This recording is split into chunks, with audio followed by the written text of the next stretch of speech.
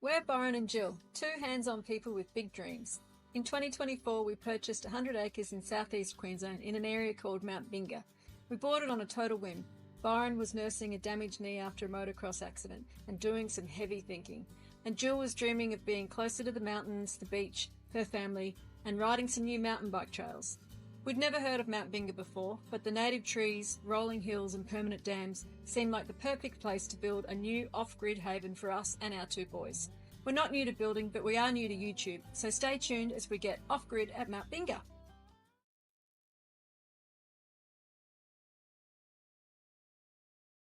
In the last two episodes of our off-grid journey, you would have seen us install our water tank and our off-grid solar setup.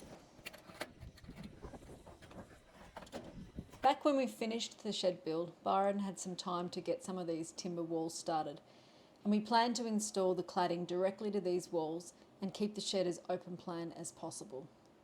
We're always thinking ahead, and this shed will be a future workshop where we can be creative, making and building things, maybe forging a knife or two, or getting stuck into some nice heavy-duty sewing. We don't really know yet, but we do know that one day this little shed will be a really nice little space to chill out and be creative. In this episode, Byron gets stuck into some timber framing. He's working on the bathroom framework in preparation for the rough-ins, both electrical and plumbing. It's a key part of us moving into this shed in the near future, and it will be the next step before we get stuck into what I'm calling our big plans. Good morning, welcome back to Jilby Off-Grid Living. Here we are, George and I, out for a morning walk. We've got a bit on today, so we thought we'd start with a morning walk, get warmed up, and check out the absolutely gorgeous sunrise. We're very lucky to have this bit of land. It's a slice of paradise for us, and we just love coming down here. Can't wait to move down here, which should be pretty soon. Anyway, today we'll be working on the bathroom.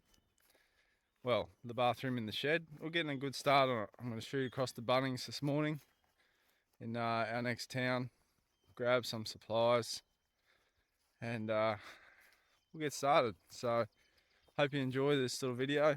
We got some timber work, which I love to do. Not much timber work, but it's still timber work, so let's go. So he didn't actually get over to Bunnings. What you can see Byron loading up here is all the supplies he needed from our local store at Blackbutt. He called ahead and made sure they had what he needed, and they had all of it, plus more. We do always try to support local first, or give local the first opportunity at least. We understand that a small shop doesn't always have everything, but supporting local keeps these small towns alive. He ended up picking up some 9mm ply for the walls. These sheets are 2400mm long by 1200mm wide. And he also got 30 lengths of framing prime. This is 70mm by 35mm.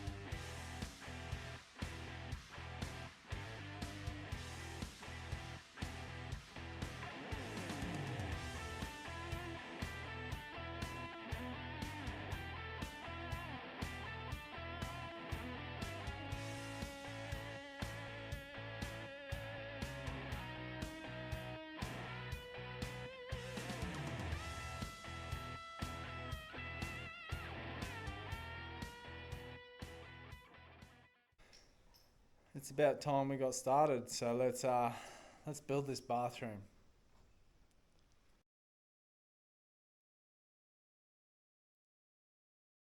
Here Byron is marking out the bathroom inside our shed. He's just measuring off the shed wall to a parallel line. This will make sure the wall is straight and square with the back wall. And here he's measuring what will be the length of the top and bottom plates of these walls. To make things easier and more cost-effective for the plumbing side of things, we decided to have our shower on the back wall next to the toilet. The toilet itself won't have any running water as it will be a compostable toilet. Like we said, this is short-term accommodation, so we don't want it to be too cosy. Then down the side wall we'll have a vanity and also our washing machine. All this waste grey water will be connected together outside.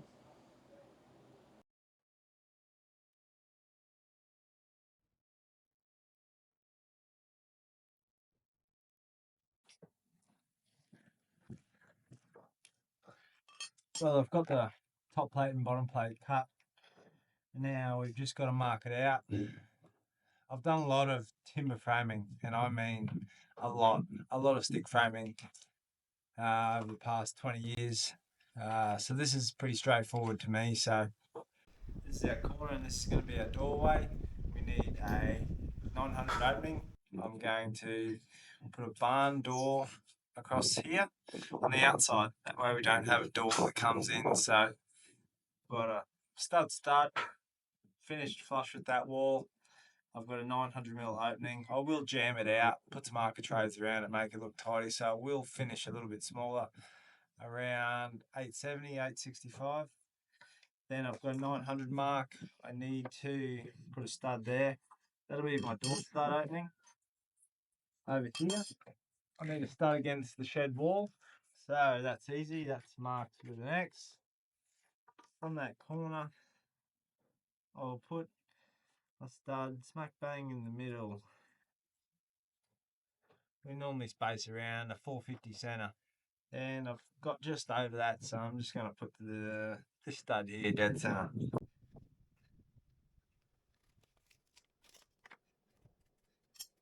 Always mark a top bottom when you're setting out. That way when you build it and stand it up, you know which way it's got to go. Sometimes you've got to put it upside down. This here will have a little head in it. So I'm going to mark that now with 900mm opening. And I'm going to have a 2-meter head height. Let me show you.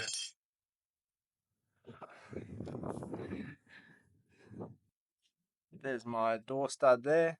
X. Door opening starts this way. 900mm opening. 2-meter head height. Like I said, this has got a barn door. And I'm just going to use the leftover door. So I need to fit. The door head will have a jamb on it as well. And it pushes over to that corner. So you'll see when I get it built what I mean. There's my middle stud and my end stud against the wall. Going down this way is very straightforward. It's just going to be 450mm centers all the way. Nothing technical about this wall. It's got no door, it's got no windows, so we're just going to go 450, 900, 1350, 1800. Then we've got 2250, and then we have 2700. Then it's 3050. That pushes into that corner just nicely. So no need for another stud down here. We've got one against the shed wall there. Let's mark our top and our bottom. All we have to do is square across, make sure we're flush on the end. That way when we put our studs in, they are straight up and down. Transfer marked across.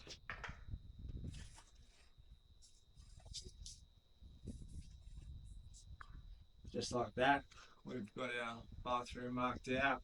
I am going to build a little nib wall in there. That'll make 3 walls on the shower.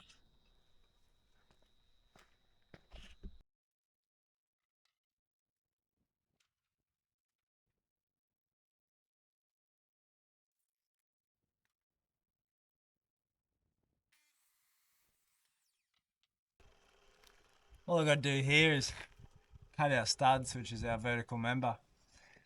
I'll flush up the end and I've got my stud length already measured out. So all I've got to do is put two together, cut two at a time. It makes things quicker. As long as I'm flush down there, hold it tight here, cut it on the line, it'll be right. I'll count how many studs I've got to cut.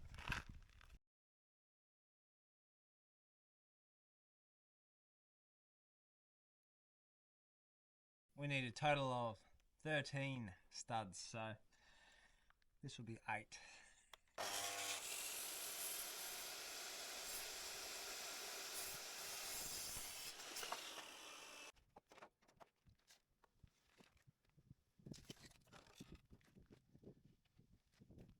I normally have a saw bench set up at waist height here. It's quite long, it's custom made. One day you might see it in a future video, but we haven't quite moved everything down here, so at the moment I'm cutting on the ground. It's a little bit slow, I've got to bend down, but we haven't got much to do.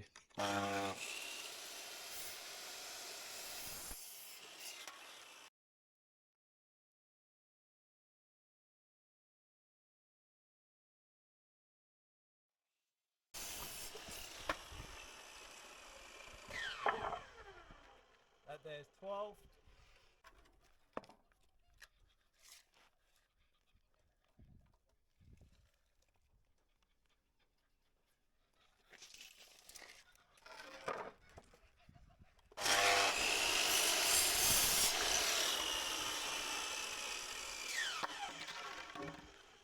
That there's 13. This piece here will be our door head. I'll cut it at 900. Ready to go.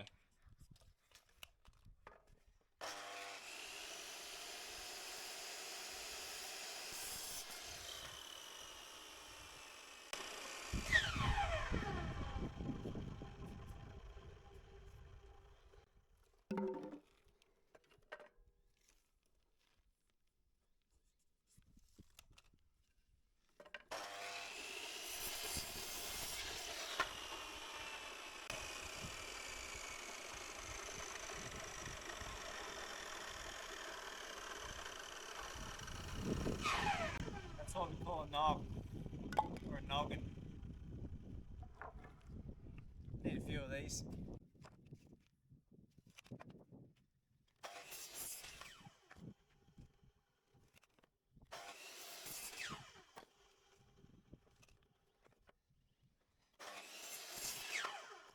"20 years of building experience and 20 years of using a drop saw. This is my small drop saw. Not once, and I mean not once, have I ever cut my hand, my finger, anything around that blade. You got to treat it with a lot of respect every time you use it. So it's a good pointer. You got to be on the ball most of the time.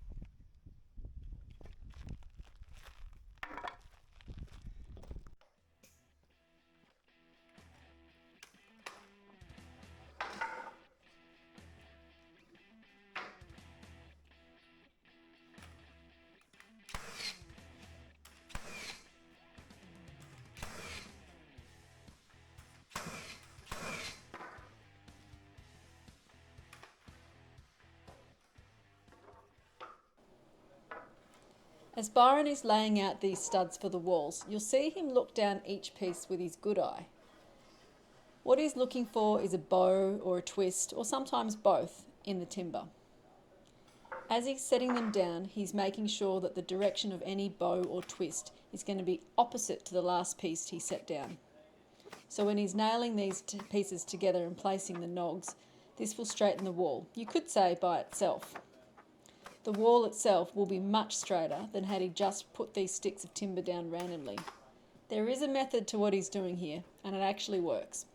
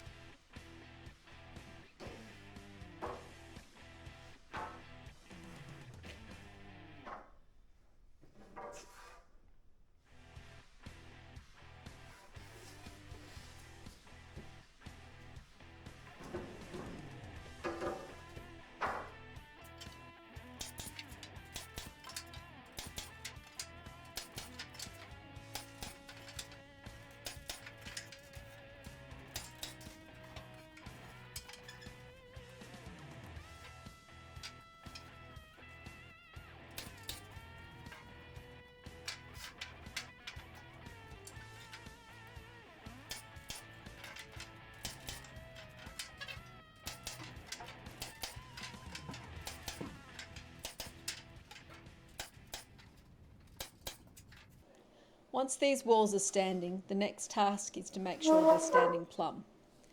Because this is going to be a shower and potentially some tiling, it has to be pretty spot on. This is just a matter of checking the walls with the level. Once everything is plumb, then we're ready to pin these walls to the concrete.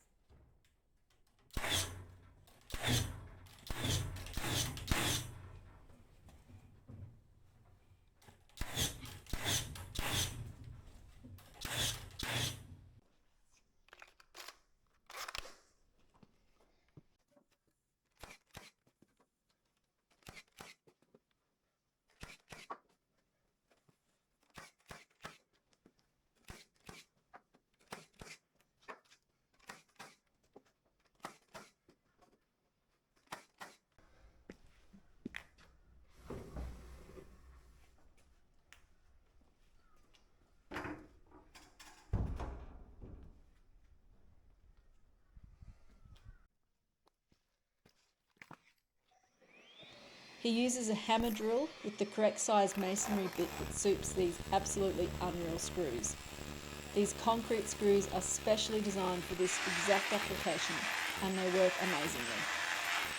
Getting away from a diner bolt or a concrete plug has been a great change. No job is complete without the help of a George. He's never too far from Byron's side and he's always paying attention. He'd make a good first-year apprentice. We pay him in bones and he just keeps showing up. What a good pooch.